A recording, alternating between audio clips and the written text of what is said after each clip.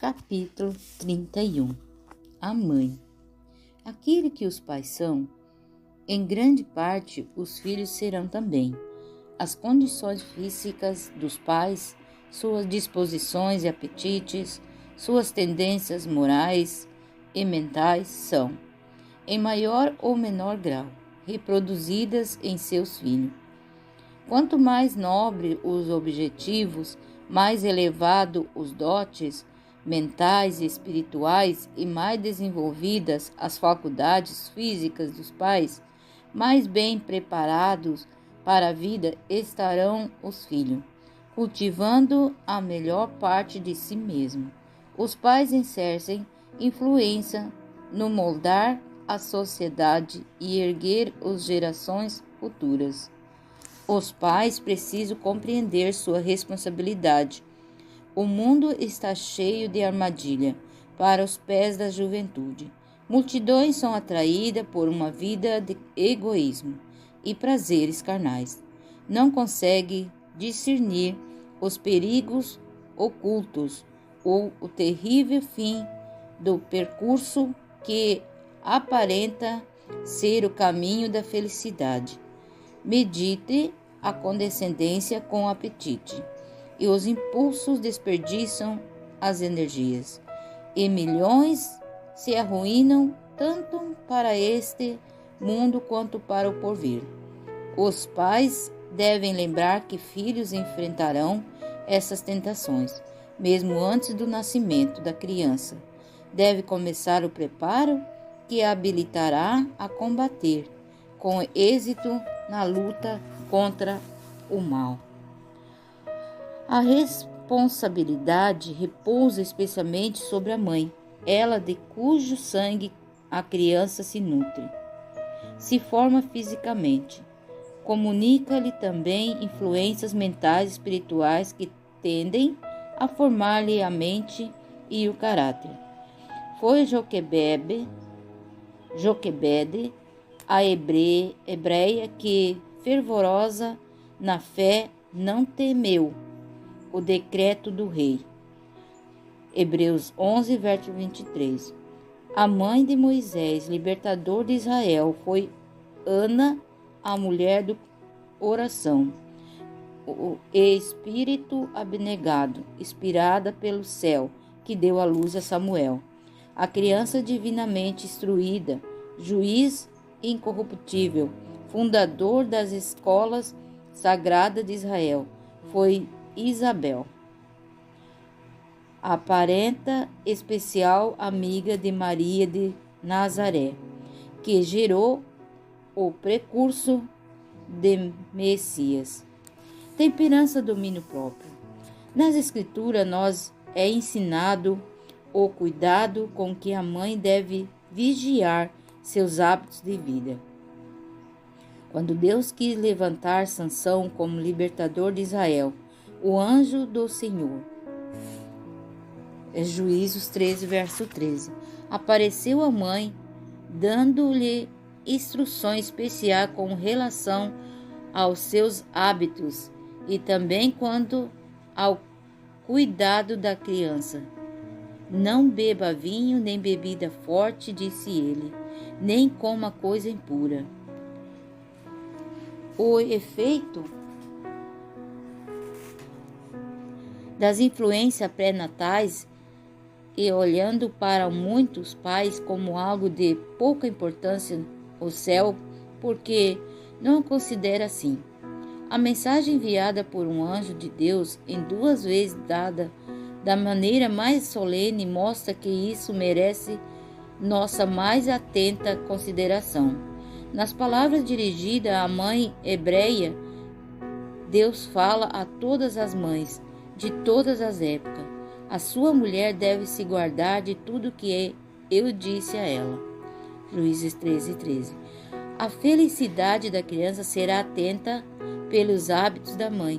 Seus apetites e desejos devem ser regidos por princípio. Existem coisas que devem evitar, coisas a combater, se quer cumprir o desígnio de Deus a seu respeito ao dar-lhe um filho sem antes do nascimento de seu filho.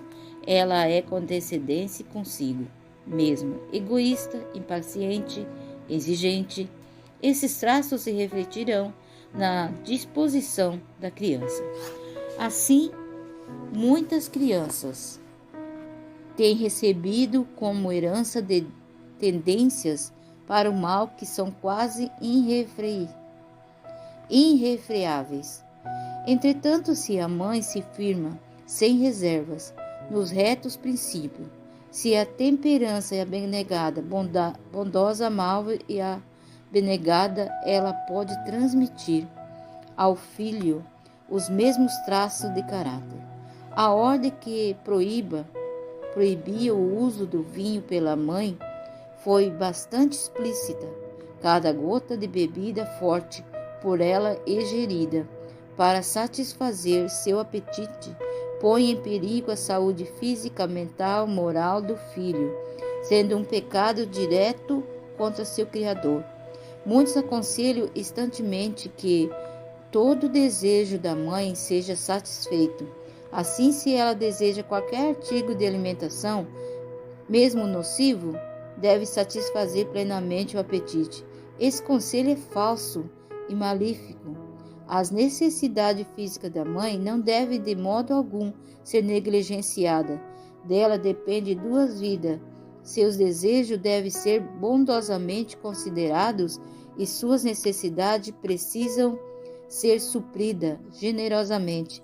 Mas neste período, mais que em qualquer outro, tanto no regime alimentar quanto em tudo mais, deve evitar qualquer coisa que possa enfraquecer-lhe o vigor físico ou mental, pelo próprio mandamento de Deus. Ela se encontra na mais solene obrigação de exercer domínio sobre si mesma. Excesso de trabalho. As forças da mãe devem ser carinhosamente nutridas, em vez de gastar suas preciosas energias em excessivo labor. Suas preocupações, encargo, deve ser diminuído frequentemente.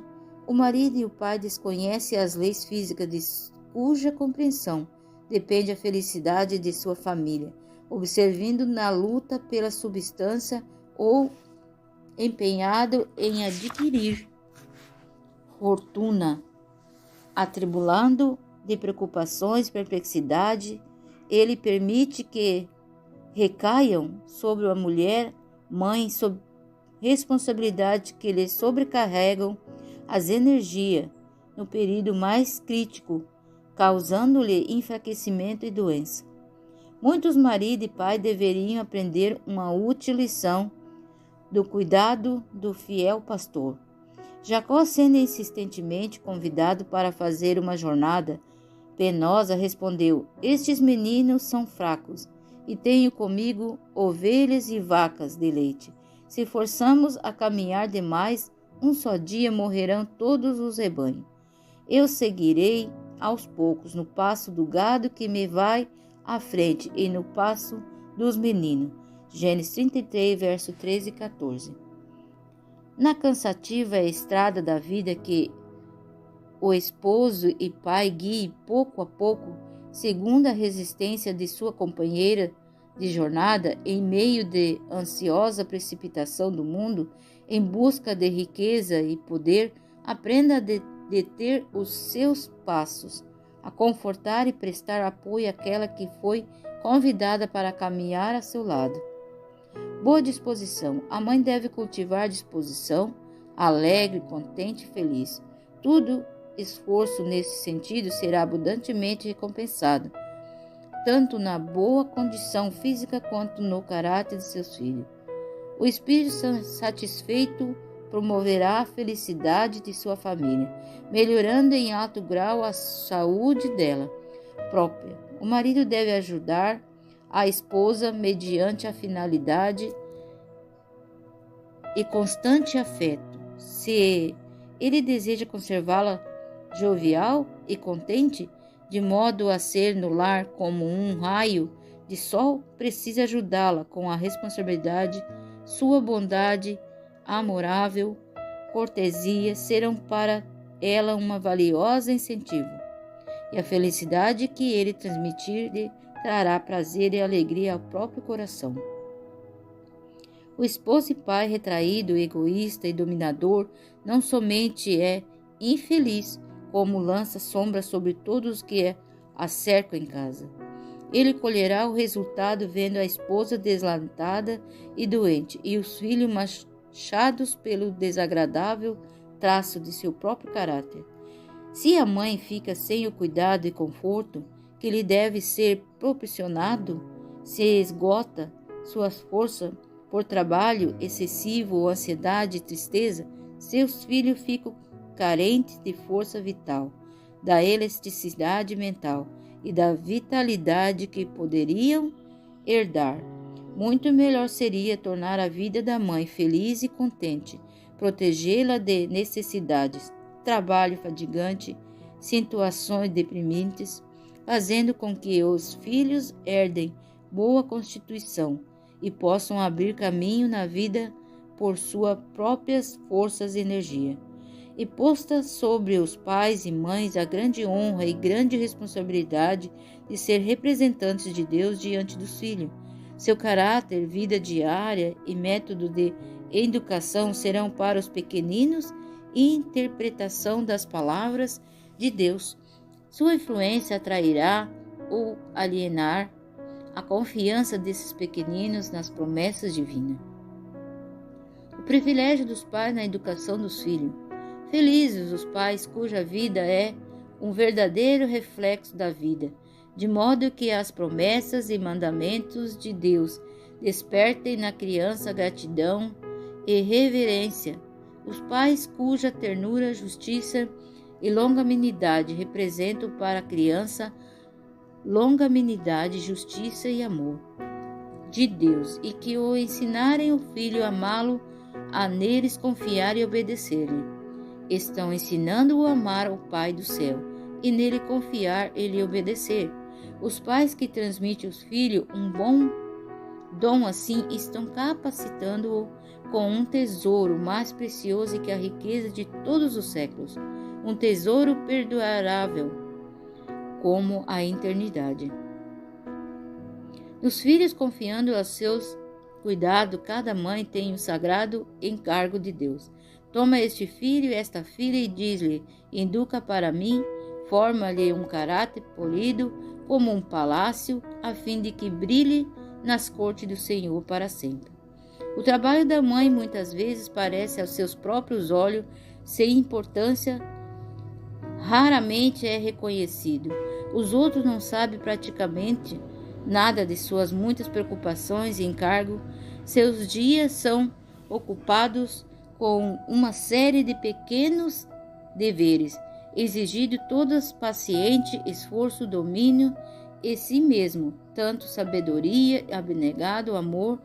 No entanto, ela não pode se vangloriar do que fez como se fosse uma grande façanha.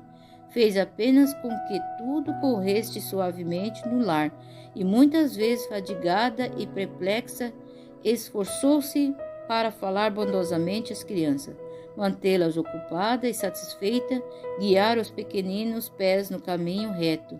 Sente que não fez nada, mas não é assim. Anjos do céu observam a mãe, fadigada de preocupações, observando as responsabilidades que leva no dia a dia. Seu nome pode não ser ouvido no mundo, mas está escrito no livro da vida do Cordeiro. Oportunidade da mãe.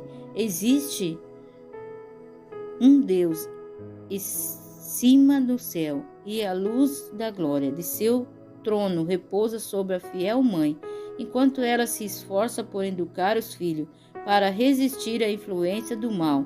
Nenhuma outra obra pode se comparar à sua. Em importância, ela não tem, como a artista, de pintar na tela uma bela forma, nem como escultor de esculpi-lo na mármore, não tem como escritor expressar um nobre pensamento em eloquentes palavras, nem como músico de exprimir em melodia um belo sentimento. Ela deve, com o auxílio divino, gravar na alma humana a imagem de Deus. A mãe que sabe apreciar isso vai considerar as oportunidades oferecidas e ela como inestimáveis. Ela procurará zelosamente, por meio de seu próprio caráter e seus métodos de educação, apresentar os filhos a mais elevado ideal com zelo, paciência e ânimo. Desenvolverá suas aptidões, do modo em que empregue devidamente a mais alta faculdade de sua inteligência na educação dos filhos. Com sinceridade, a cada passo perguntará: o que disse Deus? Estudará negligentemente sua palavra?